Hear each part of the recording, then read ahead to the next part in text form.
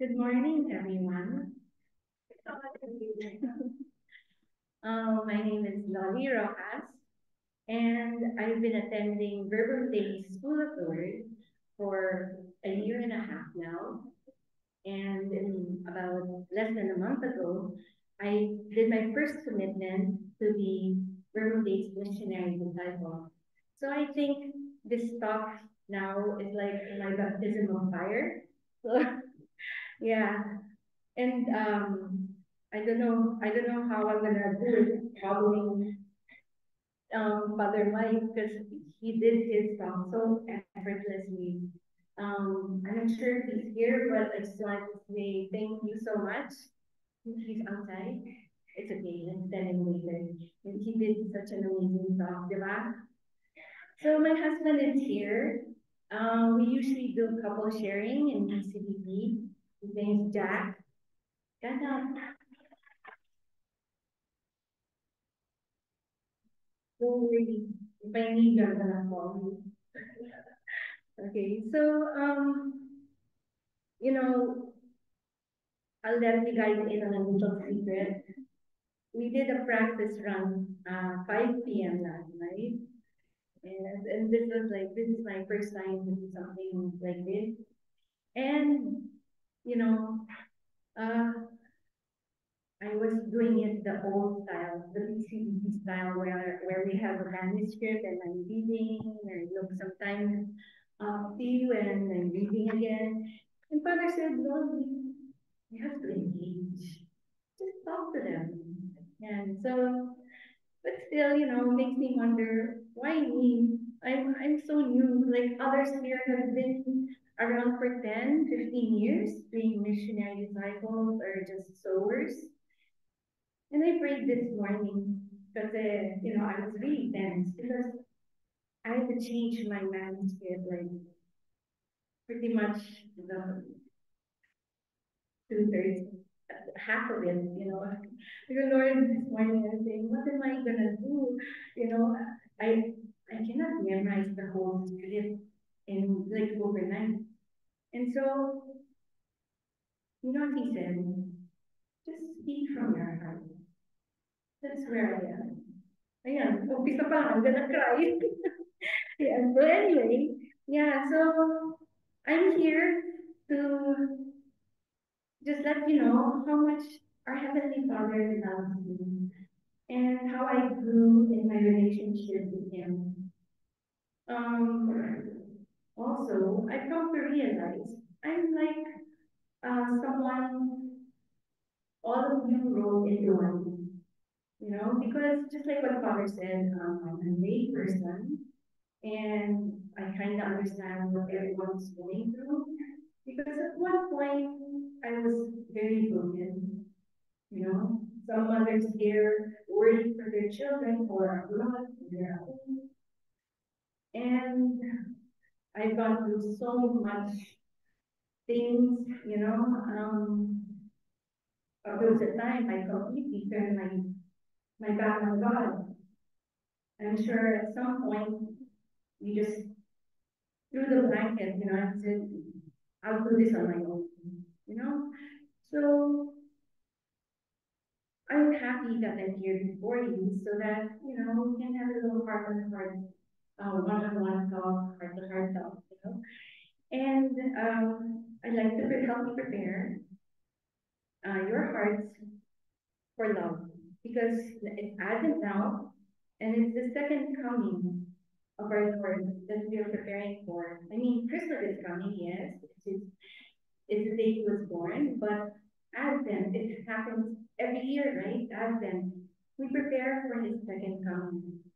But how do we really do that? If our Father said conversion, hope, peace, joy, and love. But sometimes, being human, how do you do that? How can I be sure that I will enter heaven when he comes again? For me, it's all God's grace. And what's important is that at this point in time, you work on your personal relationship with Him. make it a very intimate one. So this time, Advent, is a time to remember to work on that relationship. Okay, so I'll start now. So I'd like to share with you. Well, first we have to go a little bit back, because sometimes you have to go back in order to move forward. When I was young, people would ask me, "What do you want to be when you grow up?" And I would say, "A nun." But from that point in time, things change. Priorities change when you get older. I began to live a life that was the good life. And I completely drifted away from God. Jack and I were living for 4 years, and we didn't set a good example for our children. We hardly went to Sunday Mass. And we were happy just saying, well, someday we'll get married in church. God knows we'll love each other in a month. It'll happen someday.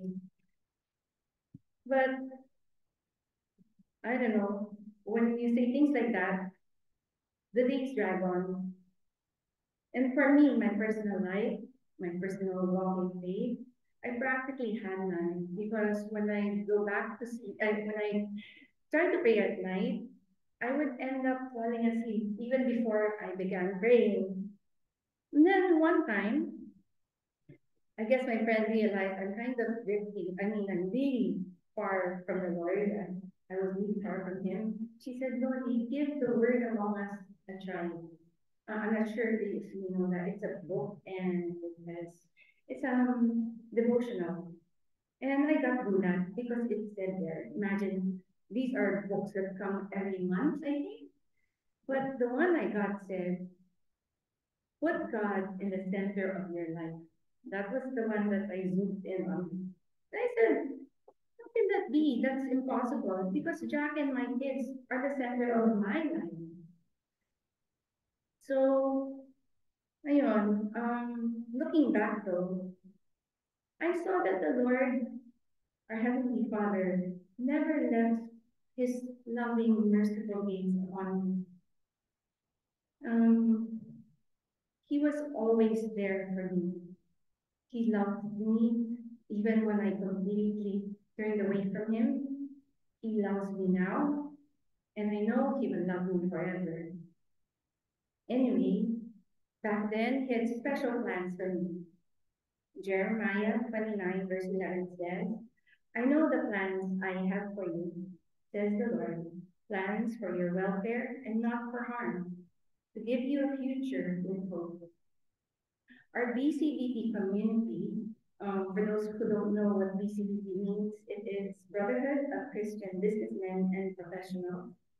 Well, it came 10 years ago. It was through that where God the Father rescued Jack and me.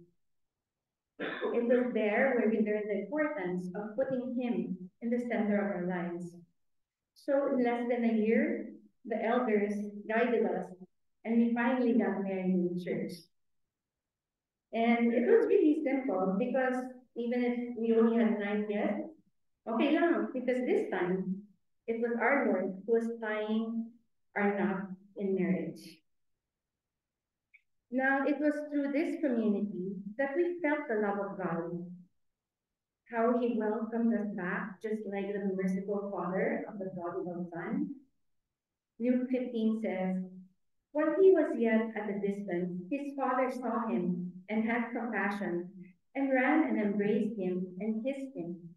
The father said to his servants, 'Bring quickly the best robe and put it on him, for my son was dead, who was dead, and is alive again. He was lost and is found.'" We acquired this hunger to know God, so we would attend every breakfast life testimony, even if we weren't members yet. We saw the workings of the Lord in their lives. In their ups and downs, He was there. And we were like in a trance. We were falling in love with God the Father.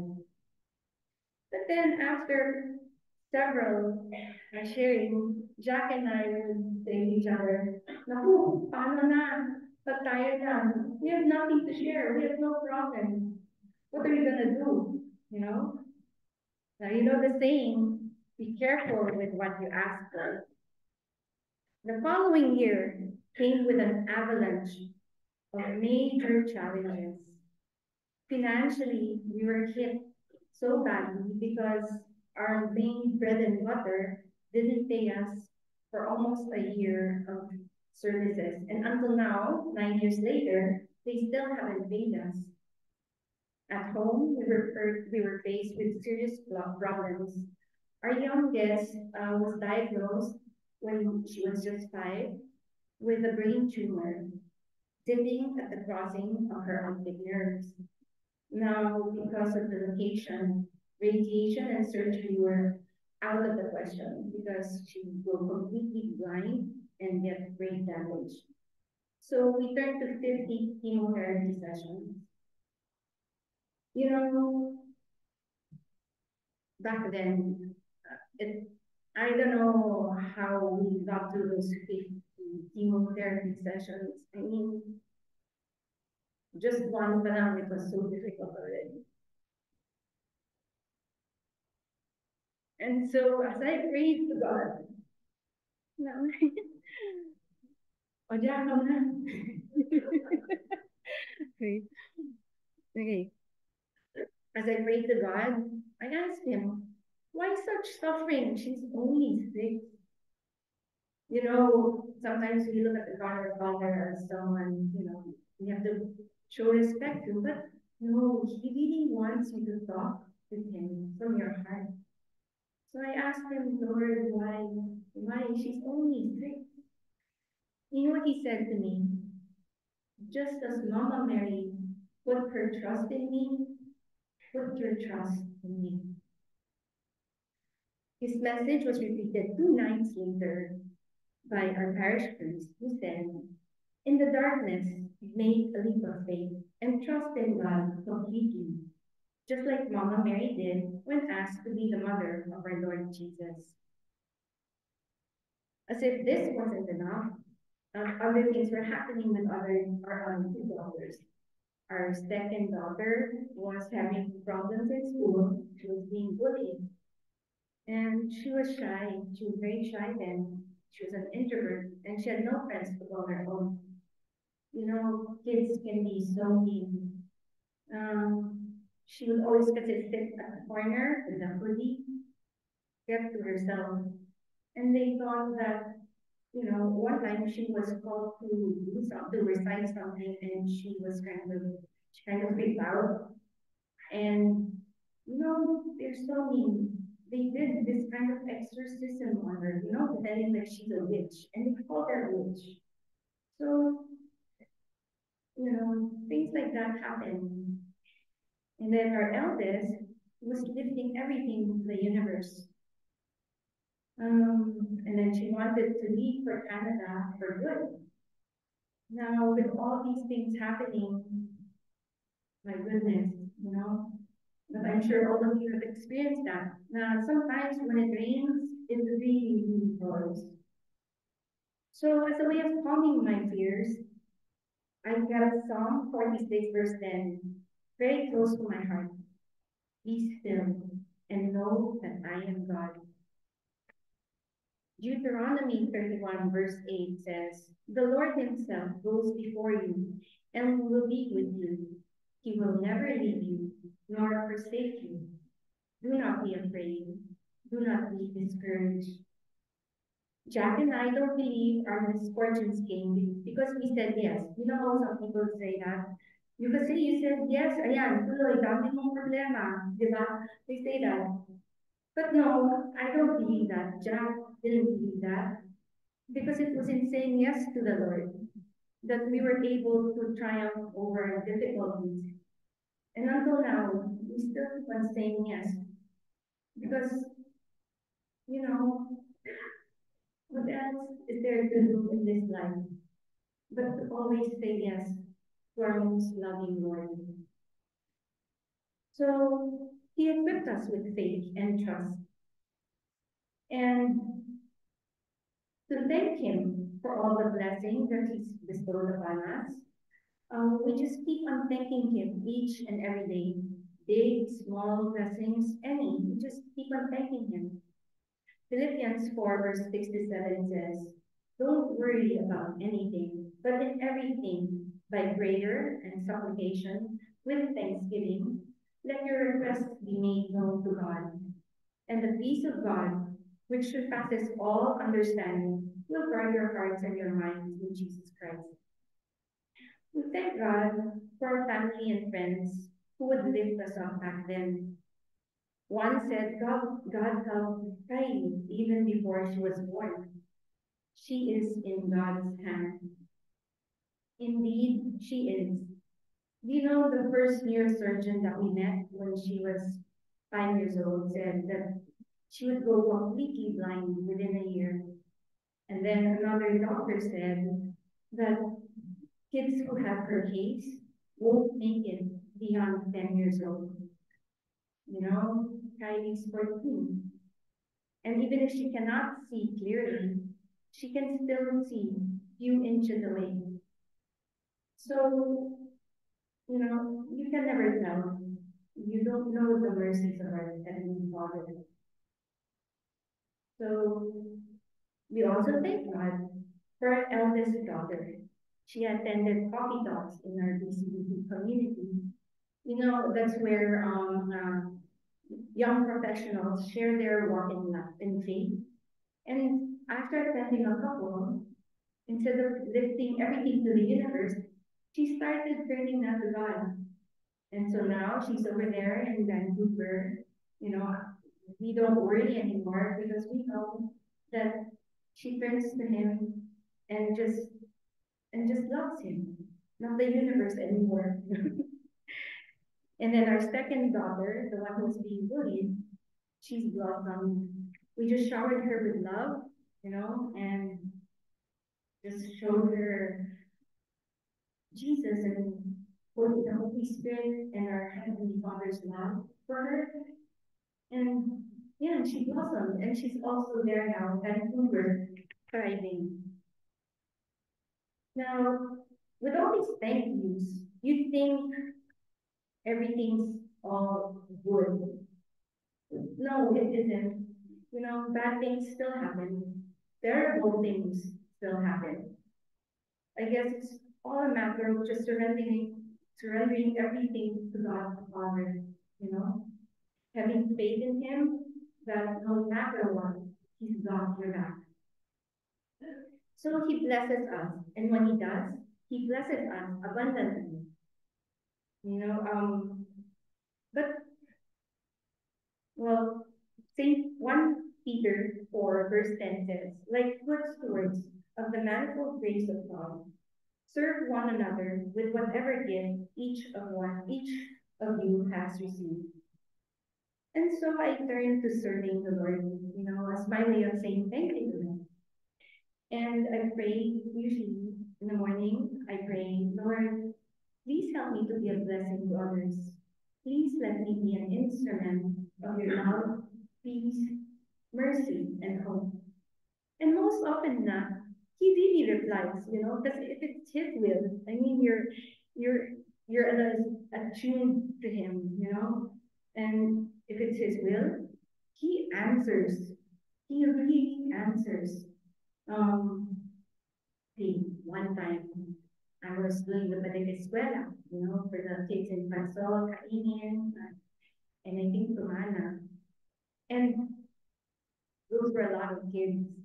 One day I went to Mass and I was Lord, I don't know if I'm able to, you know, answer these kids' wishes. I opened the passbook and my goodness, there's like 400,000 for these children. So the Lord, He does wonders. And all you have to do is believe, trust in Him, just surrender to Him. He's got your back. Now, okay, you know, I keep on talking about God's love, and but sometimes did you ever experience na you prefer to be the popular one. You prefer to have this title. You want to have more money, you know? I experienced that also. Like one time I was demoted. At first I didn't accept the title mattered to me. But after some time I realized it does. Sometimes it does. And so what I did was I recalled what Father James McTavish told him. Lonnie, you have to work on your inner life. And so, Jack and I enjoyed the Verbal Days Easter encounter because I really wanted to work on my inner life. Now, in that retreat, I really experienced how much God loves me. And I realized, that's all that really matters. That the one who loves you is love himself. Now, all of us have our missions, right? But like for me, it's creating things, organizing things, and I help helping those in need. But all of us have one common mission, and that is to build a very intimate and personal relationship with God the Father. St. Augustine said, "You have made us for yourself, O Lord, and our heart is restless until it rests in you." So from then on, I have this hunger to really, really know the Lord. And that's one of the reasons, well, actually, that's the main reason I joined the Day, through School of the Word, School of Apostles, recollections like this. And of course, they ask me, and you end up having personal prayer time, which is so important.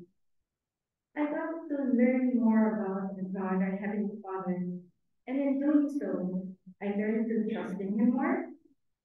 And I learned how to love Him more. And I felt His love magnified all the more. Jeremiah 29, verse 12 and 15 says, "You will call me, you will call on me, and come and pray to me, and I will listen to you. You will seek me and find me, and when you seek me with all your heart." The Bourbon Day family had this pilgrimage, and Jack and I joined. The first formal gathering, I was struck by this saying on the wall.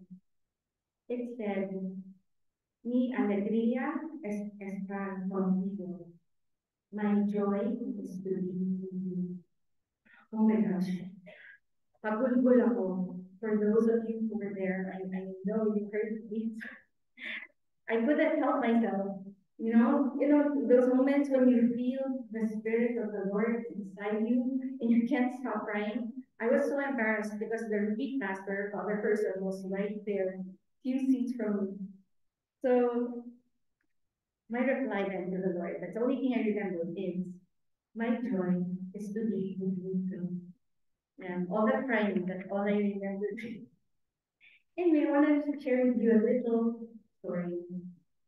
Um, I guess it's my way of letting you know that the Lord comes to you in hidden ways.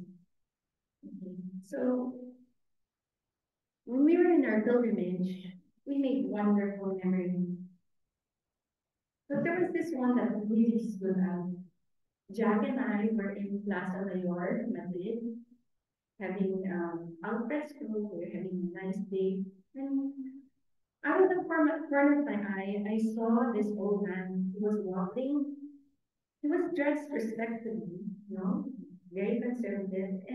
But the thing is, why was he holding a shoe shiner's box and a wooden stool?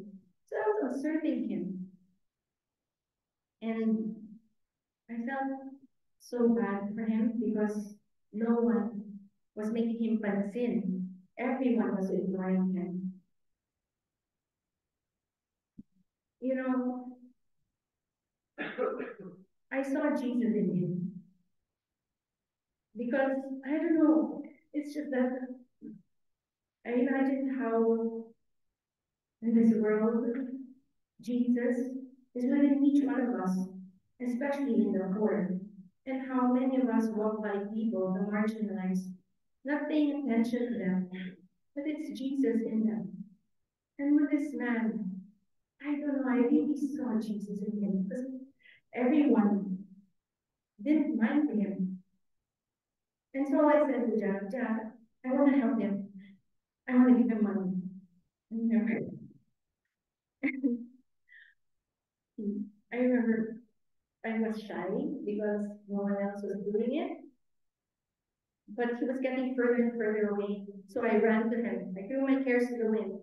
I ran to him. I gave him 10 euros and I said, well, I didn't say anything then, but he said, gracias, as he looked at me in the eye. And as he walked off, he made the sign of the cross, and I knew it was the right thing to do. So a couple of days went by, and then Jack and I made some artitas. It was the last day of our pilgrimage. We went to, the streets around Plaza Mayor. Plaza Mayor is the center of Manila. It has 9 arches, huge arches, which lead to the different parts of Madrid. And so we went to just the side street. And what do you believe? Out of all the people, I saw him again. I go, oh my God, Jack, do you have 20 euros? Remember, honey? 20 euros. Come on. And then so he made one of his money. And it was 30. Okay, so I grabbed all 30 and I ran to him again. And I gave it to him. I gave it to him. And he looked at me with, those warm, deep set eyes. And this time he was speechless, And I said, hello. And then just before I said hello, and I think that's all. Times like this, sometimes you're really speechless, but you have so much in your heart, And then I walked off. I'm so happy that it happened. Because this time, God gave me the chance to help him again, to give him more. And then we had shopping coming with Tita Emily. I look up and it's him. It's him again. I go, wow, yeah. I was so happy for that. But this time he started talking to me. He goes, like, where are you from in Spanish? I understood that. Okay. And I said, Philippines. Oh, so he thought I knew, I understood Spanish. He started talking, saying all these things. I go, oh my goodness. And I think he saw the blank look in my eye. And then, so he said, looking at me, me happy. He said that. And and and to me, I I really thought the reason I'm crying is because I thought I knew that was God telling me that He was happy with me. I went back as to the first thing that I saw on the wall. Me and Alegria as I start people, my choice to be. And since I was really spending time with him in the pilgrimage, through that man he told me how happy he was. Well, so a little thing on the side, you never know what it's the Lord, He works in mysterious ways. So I don't know, just maybe be open, hearted to everyone, because come to think of it, the Lord is inside each and every one. And so, yeah, our Heavenly Father sends me earth angels as He sends you guys too. So, through Mr. Shoeshiner, actually call him the Shoeshiner, he let me know how he feels. And through Father James McTavish, he let me know, well, he enlightened me. Through Father Mike, he guided me. Through our Tres Marias, our Heavenly Father molds me. Through Jack, he accompanies me in life.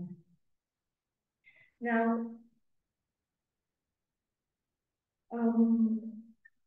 Father Mike once told me, he told us in our Bible study, with regards to Bartimaeus, the blind man, what do you want? Yes, what do you want me to do for you? Father Mike said, ask Dave. I mean, this is your father. He loves you so deeply. Ask Dave. No, don't be afraid. Have the courage and ask big, like Bartimaeus did. He asked to see.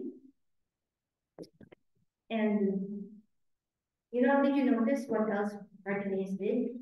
He took off his cloak, which is something that he needs for survival, right? So when you ask big, surrender all to the Lord. Then Bartimaeus also sprang. He sprang, which means take that leap of faith when you ask him. And what did he do also? He walked towards the Lord.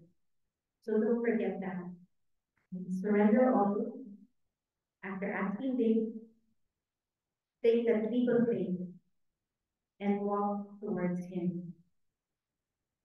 Now, Father Mike also said, when we pray and ask big, what happens is our faith becomes deeper, our hope becomes bigger, our desire for love becomes larger.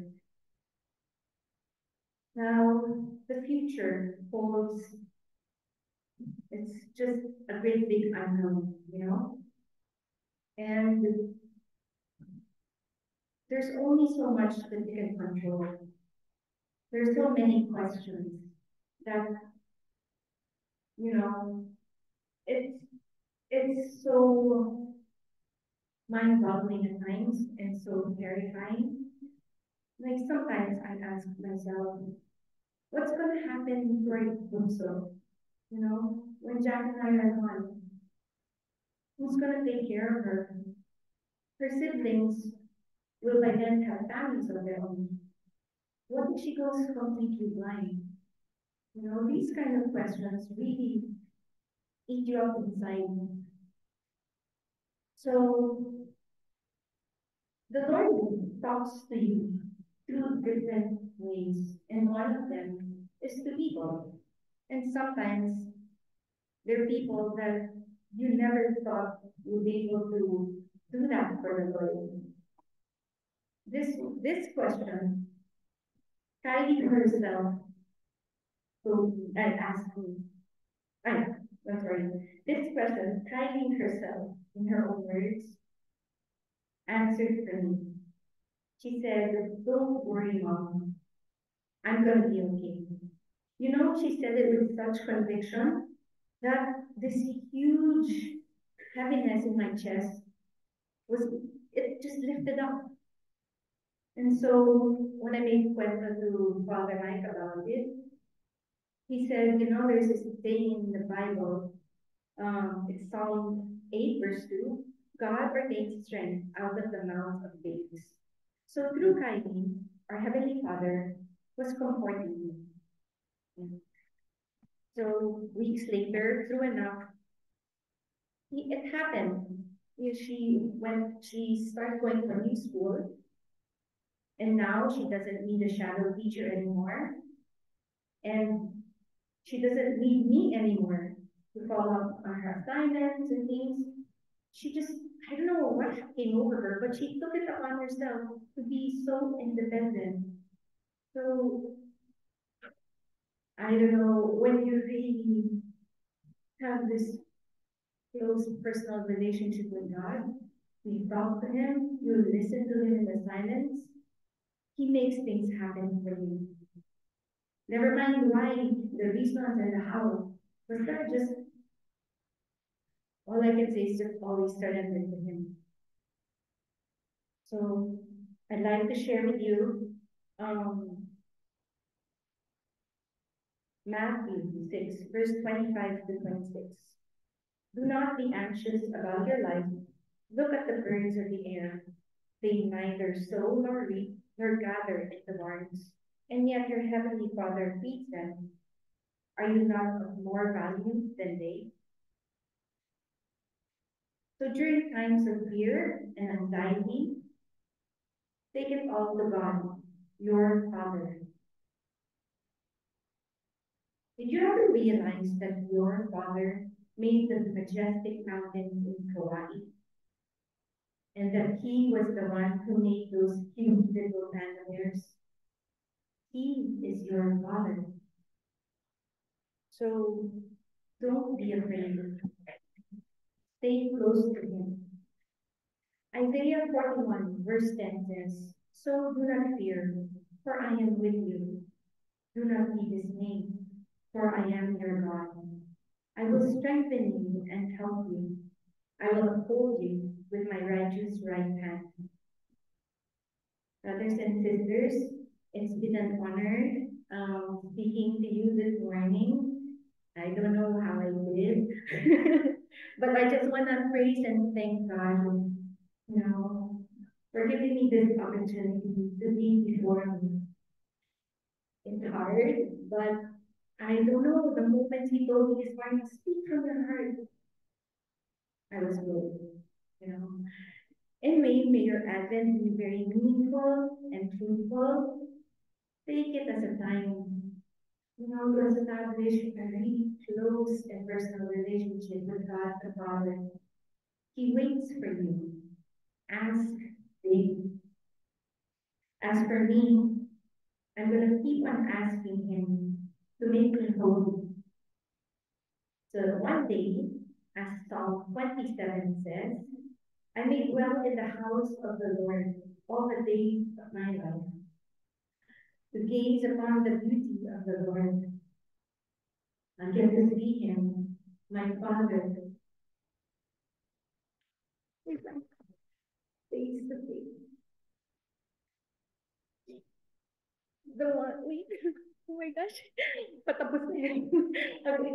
The one who has loved me, even when I thought He wasn't there. The one who still loves me now, no matter what. And the one who's going to love me for all eternity. Thank you, everyone, and God bless you all.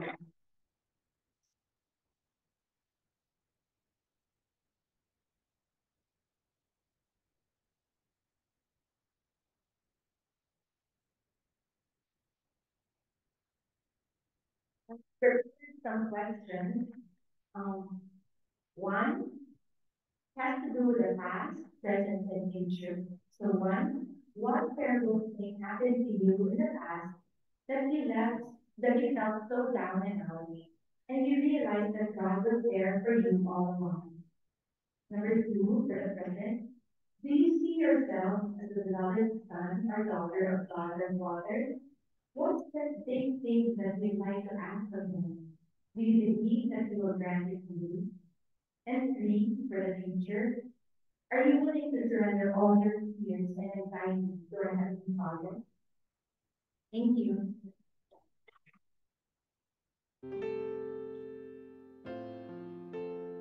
Thank you, Lolly. All I can say is you did very good. And from your heart, you made me cry.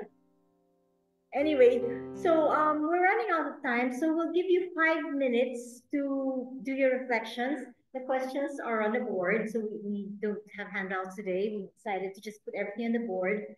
So we'll give you 5 minutes to try to digest everything that we've heard this morning. I know it's not a lot of time, but again, I believe that the Lord will guide you, and then we'll break out into groups.